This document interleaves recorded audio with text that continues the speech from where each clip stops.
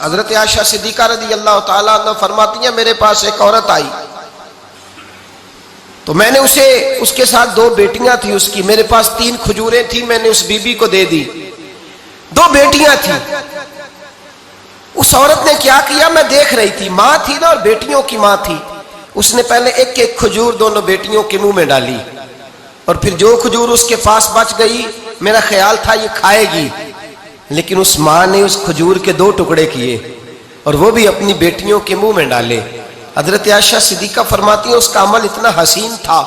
Us be be کے اس عمل کے اندر اتنا حسن تھا کہ میری آنکھوں میں بھی وہ بات رہ گئی، دل میں بھی رہ گئی، روح میں بھی سما گئی۔ اس کے حسن اور تاثیر کو میں بھلا نہ سکی، شام تک وہ کیفیات، وہ انداز، وہ اس عورت کا طرز، اس کا وہ انداز میری طبیعت کے اندر بار بار مجھے اس کی طرف متوجہ کرتا رہا۔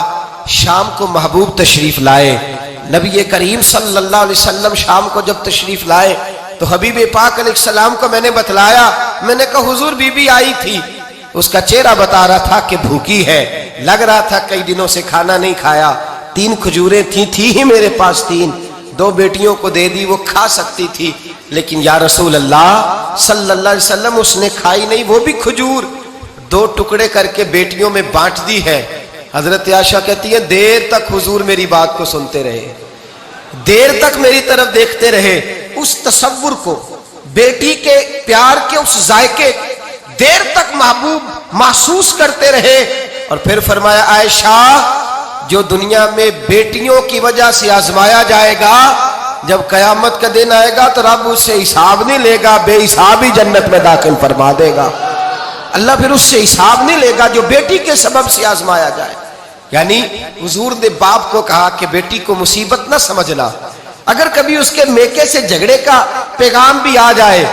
اگر کبھی دوبارہ تجھے اس کی طرف پلٹ کر جانا بھی پڑے، میرے نبی پاک صلی اللہ علیہ وسلم سے کسی صحابی نے کہا تھا یا رسول اللہ بہترین صدقہ کون سا ہے؟ حضور بہترین صدقہ کون سا ہے؟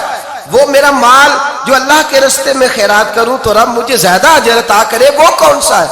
تو میرے نبی پاک نے فرمایا اگر تیری بیٹی واپس لوٹ آئی، طلاق کی وجہ سے یا بیوہ ہو کر واپس آ گئی، اور تجھے اس لوٹنے والی بیٹی پر کچھ خرچ کرنا پڑا، تو تیرے رسول کا وعدہ یہ ہے کہ اللہ تجھے اس روپے پر سب سے زیادہ اجر عطا فرمائے گا۔